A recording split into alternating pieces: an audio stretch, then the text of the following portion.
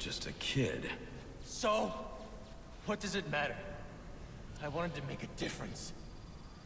I thought you'd feel the same. I do, but not like this. A lot of innocent people almost died tonight because of you. Innocent? They watched as Gotham went to hell and didn't do a thing! They're just afraid. No, they're weak! And Get it. So are you. Okay, he's kind of extreme, but you get, like, a little bit of what he's saying. But, like, Batman is what Harris said right. It's like, even if, like, let's say he only... Remember, when you find out, like, there's some other people in the Gotham Police Department building, like, some prisoners, including people who support Anarchy, that would have died if you set those bombs off.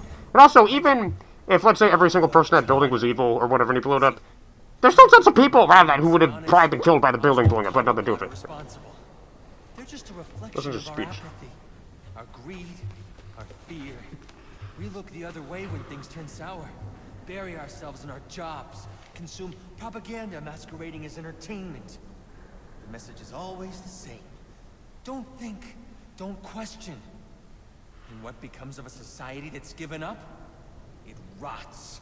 Yeah, he's kind of right there. Liars, cheaters, and thugs.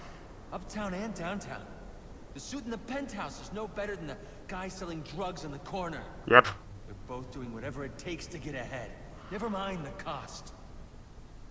Yep. Fidelity. He's right there. Once upon a time, that's what defined society. People coming together in pursuit of common cause. To care for each other. To protect and provide.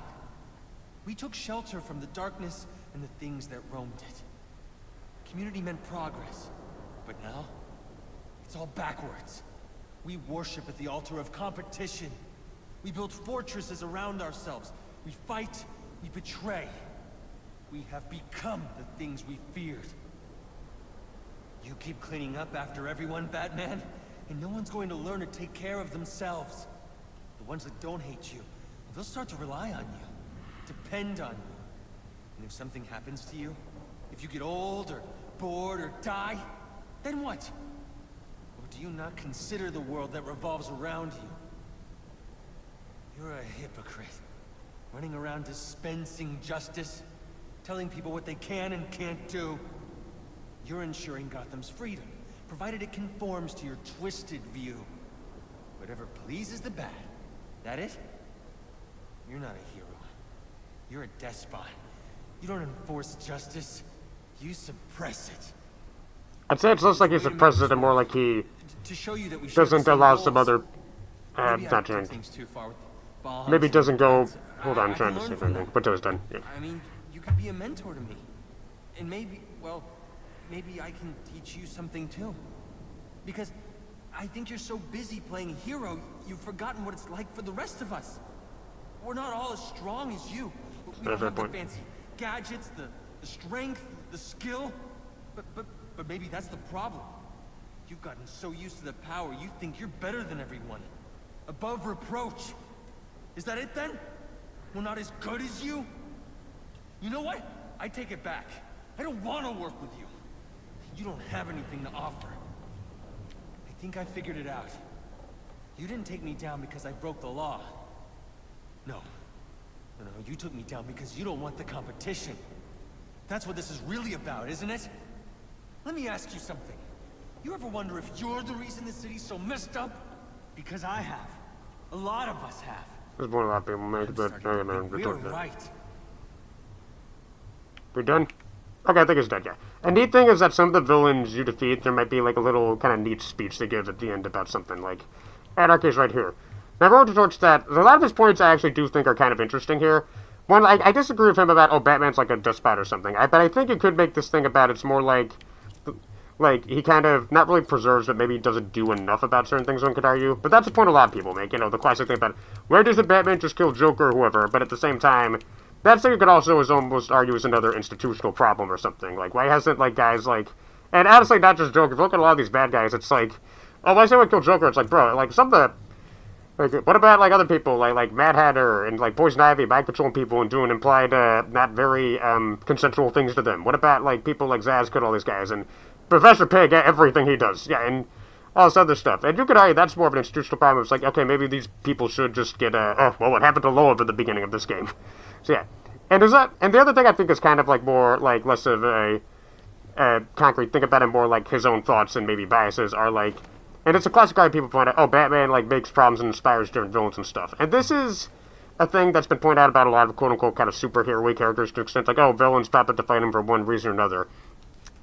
But I do think, fittingly as we're in the courtroom, my favorite takedown of this argument was the Batman the Animated Series episode Trial, where there's this, like, lawyer who really doesn't like Batman, and then all the villains at Arkham Asylum kind of take over the building and kidnap Batman and this lawyer, and you're like, okay, you gotta be his defense, we're gonna put him on trial, because we claim that he ruined it, because we agree with you. A big thing that she thinks is that Batman makes these criminals, whether, like, he inspires people to become dumb criminals, or, like, he messes up their lives and makes them dumb criminals. But after listening to all their testimonies and really getting to know all these people, all these bad guys, she's just kind of like, you know, I used to think that, like, Batman was the reason all of these criminals existed, but I'm just kind of realizing, no, this is mostly a lot of your own bad choices and bad, stupid things you've done.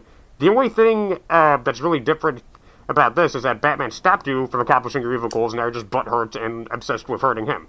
Yeah, no, I used to think Batman made people like you. No, you make people like Batman. Look at us. We're all freaks and monsters. And who made us this way? Batman!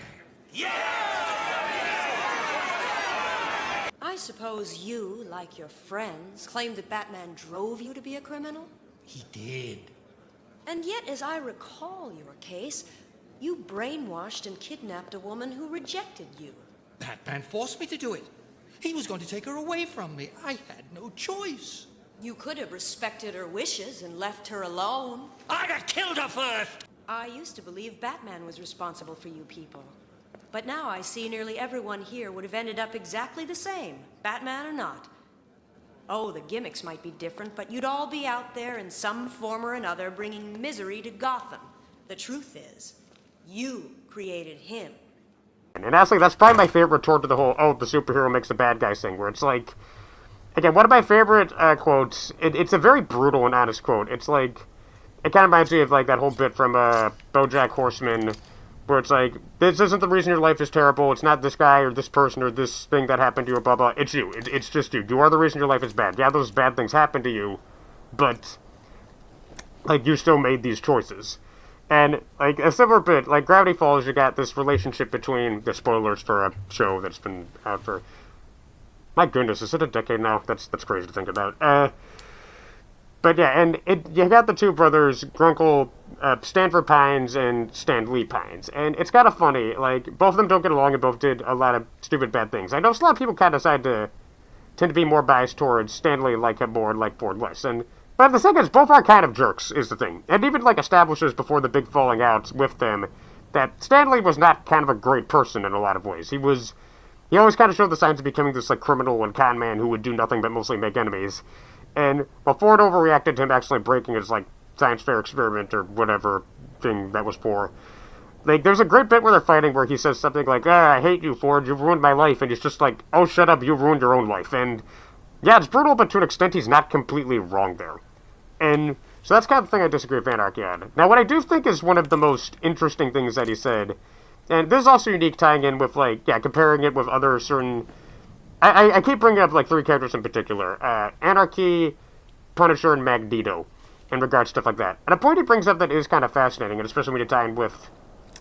I'm mostly using Anarky and Punisher here, although Magneto applies a bit, but mostly Anarky and Punisher, because these are normal guys, as it were. Like, they don't got powers, they just have the powers of, like, different, like, pieces of equipment they have, and, like, tactics and strategies and stuff like that.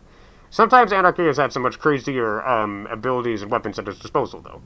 No, but, like, for the most part, they're still kind of normal people in a lot of ways. And he makes that whole point, it's like, maybe that's your problem, Batman. Not every person can be like you. Not every person can do what you do.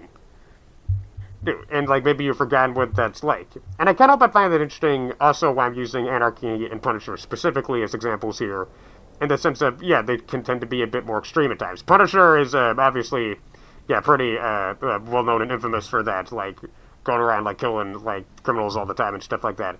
And then he had Anarky here with his bombs he was going to blow up everywhere. And, like, some other, like, more crazier plots he's had at times. And, like, yeah, they tend to get to far more extreme and far more violent measures than someone like, let's say, Batman, who, like, Batman wouldn't kill people. You shouldn't kill people. That ranges from adaptation to adaptation. That I joked about the lethality of some attacks he did on some people in this playthrough already. But, yeah.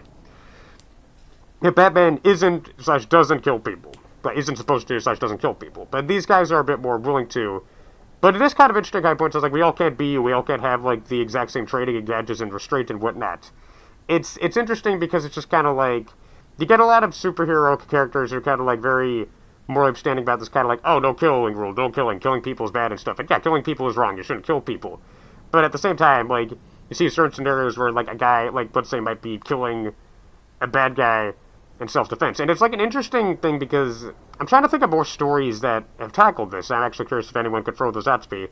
But has there been a story where, like, okay, you always get a thing where, like, oh, the Punisher or some character like that's trying to kill some guy, and, like, Spider-Man or Daredevil, whoever's like, no, you're bad, don't do that, that's evil, you can't go around killing people even if they're wrong. But what if there was a story about, like, yeah, just some regular person who was being attacked by, like some bad guy, and then they killed them or something? It's like, how do they react to that? Would they be as morally grandstanding as they would with, like, the Punisher in some way? You get a little bit of this in an episode of the 90s Batman series, Joker's Favor, where Joker kept tormenting and stalking this one guy, like, threatening his family near the end. And towards the end, like, it looks like he's about to kill Joker, and he's freaking out. And Batman's like, no, don't kill him, let the law handle that. Something that's like, dude, my family won't be safe unless I make sure the Joker is 100% dead. Hello? Hello, Charlie. Wrong number, pal. My name's Don. Oh, no. This is the right number, Charles Michael Collins. Oh, I don't know why you changed your name to Don Wallace and moved your family to 12 Marigold Lane, Springdale, Ohio. One might think you were trying to skip out on our little deal. You're booked on the next flight to Gotham. Tell the family you have to visit a sick friend. Oh, and let's keep this to ourselves, okay? Bad things happen to people who gossip. Capiche, Carlo? Yeah. Good. See ya. You're not getting caught. Not this time. I found this blown out of the van. This is how it ends, Joker. Put it down, Charlie. You know he'll just escape again. This is the only way my family stays safe. And it's like, yeah, like, he makes an interesting point. It's like, we can't be like you. I don't have some, I mean, he doesn't know he's Bruce Wayne, or Bat or anything. It's like, yeah, I don't have some, like, big mansion in Batcave, all kinds of weird Batman tech to protect myself with if Joker wanted to do something. I'm just some normal guy. I'm like some, like, middle-aged suburban dad with, like, my wife, a few kids, in some average house. He could kill me and my entire family if I wanted to. I gotta kill this guy. And that is kind of an interesting thing, where it's like, yeah, dude, take account, it's like, yeah, not everyone can be like you. Not everyone can be like, oh, I can, like, beat up this guy and web him up with my web spinners without having to kill them. It's like, no, this guy's trying to kill me, I'm gonna have to kill him. Like, I'm wondering if there's more stories that have tackled that. Anyone has any recommendations, remember, please send those out to me. Yeah. In fact, there's even a kind of funny line in the first Spider-Man movie video game where he's talking to Green Goblin that reminds me of this whole thing, where it's like, these people wouldn't lift a finger to help you, Spider-Man. It's like, well, yeah, I mean, considering they can't, like, fly or bend steel with their bare hands or do half the stuff I do, I can't really blame them. And yeah, I feel like there's some neat potential there for kind of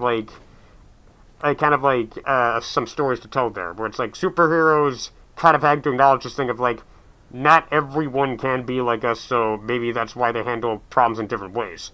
But is there good and wrong ways to handle that? Like Anarky, you see his logic here, but again, those bombs would have killed so many people. Like, and again, even if, like, let's say hypothetically every single person in those buildings was evil, the explosions and crumbling and different problems that would be caused by a building getting blown up like that still could have killed a lot of innocent people that had nothing to do with it. It's like a very interesting thing. Again, like, his appearance is brief. I feel like they could have done more with it and maybe spaced it out through the game better. But I thought this was like they do a neat little thing with him here. So I do like that.